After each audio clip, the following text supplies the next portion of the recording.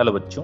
तो इस वीडियो में हम एक ऐसे क्वेश्चन के बारे में डिस्कस करने वाले हैं जो सबसे पहली बात तुम्हें डायरेक्टली देखने पे तो लगेगा भी नहीं डिफरेंशियल इक्वेशन का है, वो डिफरेंशियल इक्वेशन का ही, जैसा कि लिमिट भी दिख रहा है। तो kind of multiple concept involve है।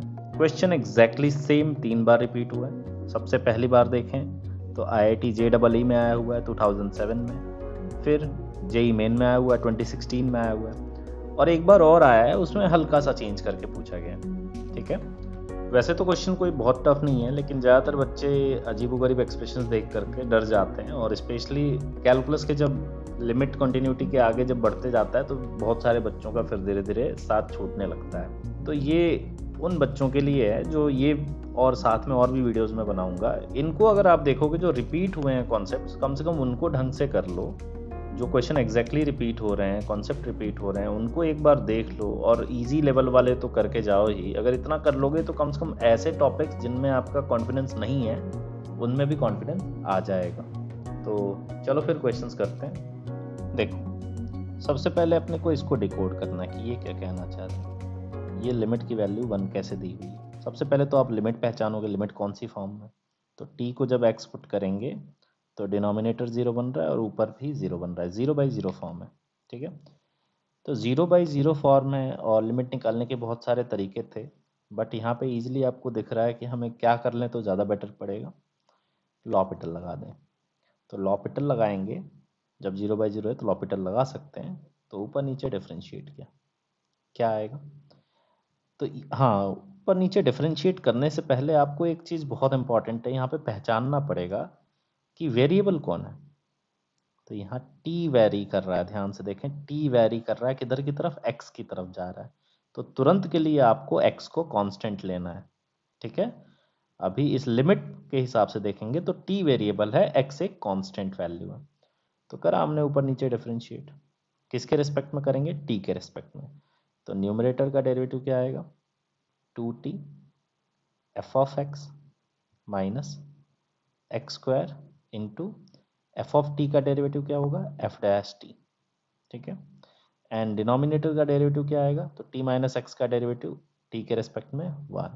ठीक है, और अब जरा लिमिट चेक करें हम। लिमिट अगर पूछा जा रहा है टी अप्रोचेस टू एक्स, अब टी आप एक्स पुट करोगे तो क्या आएगा, ऊपर आ जाएगा 2x F of x minus x square F dash x, ये आएगा।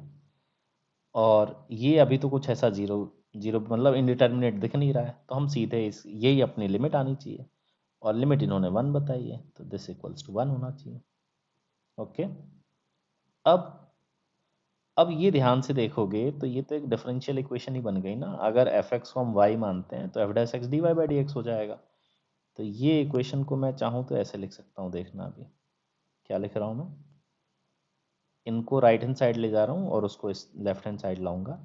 तो मैं लिख सकता हूँ X square into D Y by D X minus 2x times Y is equals to -1। Okay, again अब ये पहचान भी क्या होगा, क्योंकि ये डिफरेंशियल इक्वेशन तो है, कौन से फॉर्मेट की है, लीनियर डिफरेंशियल इक्वेशन। कैसे पहचाना, यहाँ D Y by D X है और यहाँ वाई है, वो मल्टीप्लिकेशन में भी नहीं है, और वाई केवल एक जगह है। तो फिर एक्स स्क्वायर से पहले डिवाइड करना पड़ता है, याद होगा कि D Y by D X अकेला होना चाहिए। तो एक्स स्क्वायर से डिवाइड कर दिया तो बन गया D Y by D X minus 2/x times Y is equals to -1/x²।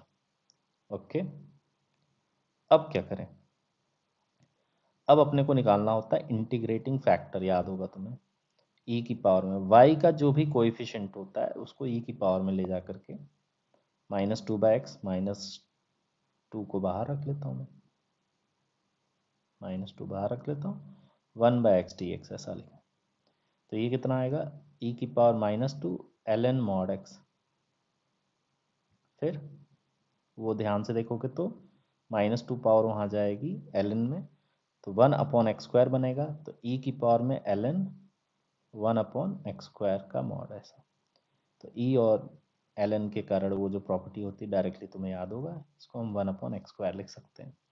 तो हमारा इंटीग्रेटिंग फैक्टर हमें मिल गया, इंटीग्रेटिंग फैक्टर मिल गया। फिर तो तुम्हें याद होगा कि डायरेक्टली लीनियर डिफरेंशियल इक्वेशन का सॉल्यूशन डायरेक्ट कैसे लिख सकते हैं, तो y into integrating factor which is 1/x² is equals to right hand side में क्या था -1/x², और एक और x² 1/x² मल्टीप्लाई हो जाएगा, तो -1/x⁴ dx।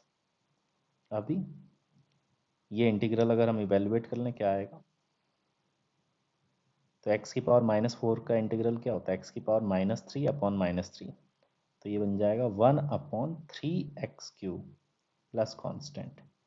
ठीक है, अभी इसको थोड़ा ढंग से सिंप्लीफाई करके लिखूं, तो y इज इक्वल्स टू बन रहा है हमारा, मतलब x² से दोनों तरफ मल्टीप्लाई कर दिया हमने, तो y is equals to 1/3x plus cx² बन रहा है।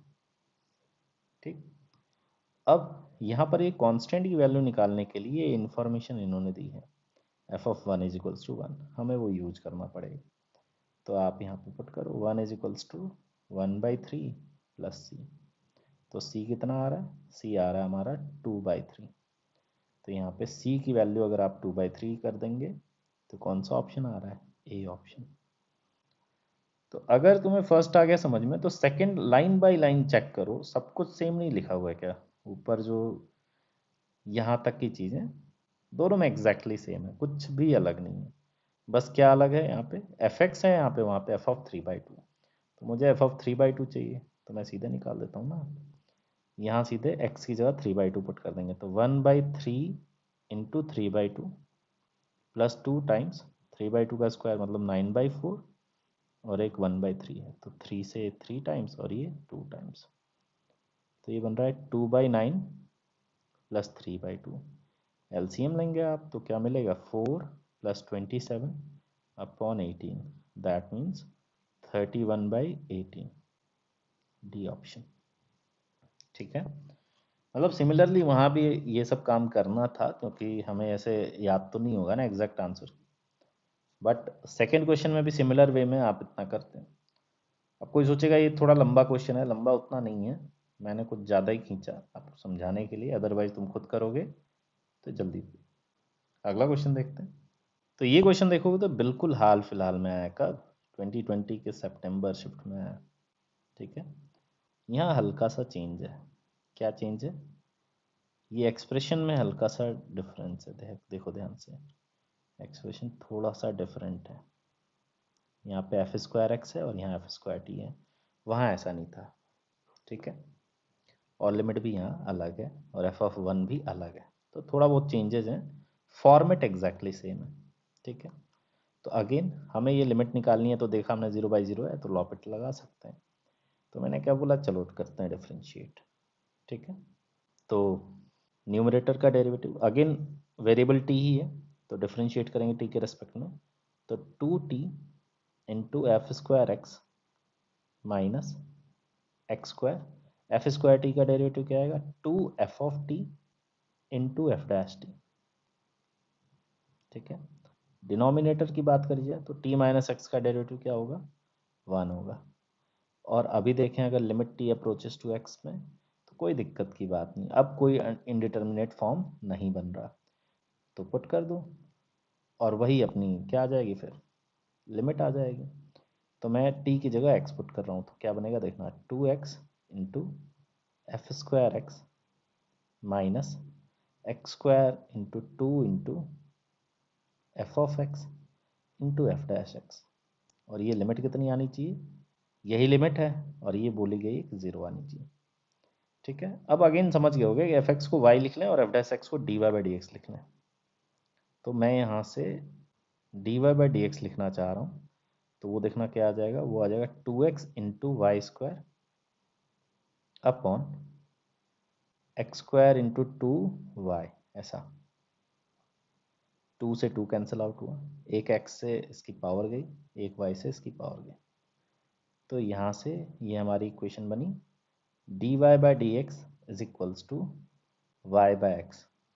फिर आगे सॉल्व करने के लिए मैंने उसको लिखा dy/y is equals to dx/x, तो इंटीग्रेट करेंगे क्या आएगा, ln mod y is equals to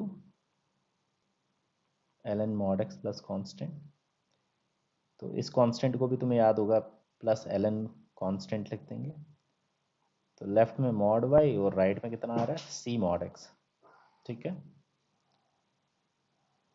अब अपने को इन्फॉर्मेशन क्या दिया हुआ है c निकालने के लिए कि x की वैल्यू 1 पुट करोगे तो y e आएगा।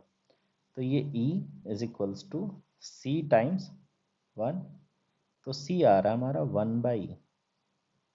ओके, ना ना ना ना, छोटी सी गलती हो रही, c की वैल्यू e आएगी यहाँ से। तो c की वैल्यू अगर e आ रही तो इसका मतलब हमारा जो फंक्शन है, मान लो मैं f ऑफ t लिख दूँ, तो f ऑफ t कितना हो जाएगा, मतलब y equals to c into mod x था ना, या सी एक्स था बेसिकली, मॉड तो मैनिपुलेट हो जाएगा, मैनेज हो जाएगा। तो यहाँ से F of T is equals to हम क्या लिख सकते हैं, मॉड की कोई ज़रूरत इसलिए नहीं है, देखो मॉड अगर कोई सोचे नहीं मॉड ऐसे कैसे हटा देंगे, तो बात तो बिल्कुल सही है, लेकिन यहाँ इनपुट और आउटपुट दोनों ध्यान से देखो तो 0 से इन्फिनिटी है, इनपुट आउटपुट दोनों के दोनों एक्स और वाई दोनों के दोनों पॉजिटिव ही हैं। तो इसलिए मैं कह रहा हूँ मॉड यहाँ पे हटा सकते हैं, कोई दिक्कत की बात नहीं है। तो यहाँ से एफ ऑफ टी मैं लिख रहा हूँ तो हो जाएगा e इंटू टी। ठीक है, ये हमारा फंक्शन है, या F X is equals to E X. लेकिन ये कह रहा है कि इसमें x पुट करेंगे तो 1 आएगा। ठीक है, मतलब यहाँ x F X is equals to E X आएगा, और वो कह रहा है कि 1 होना चाहिए।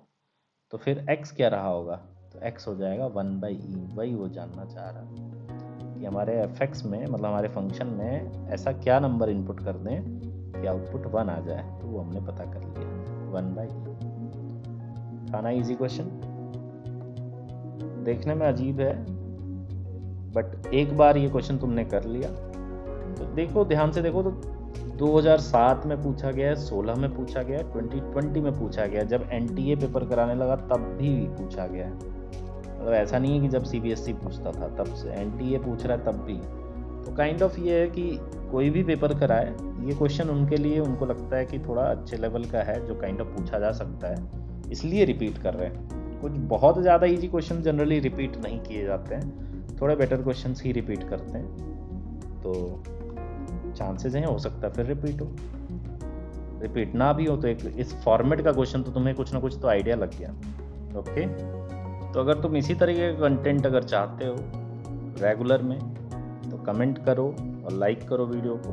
तो मिलते हैं फिर नेक्स्ट वीडियो में। स्टे ट्यून, कीप लर्निंग बच्चों।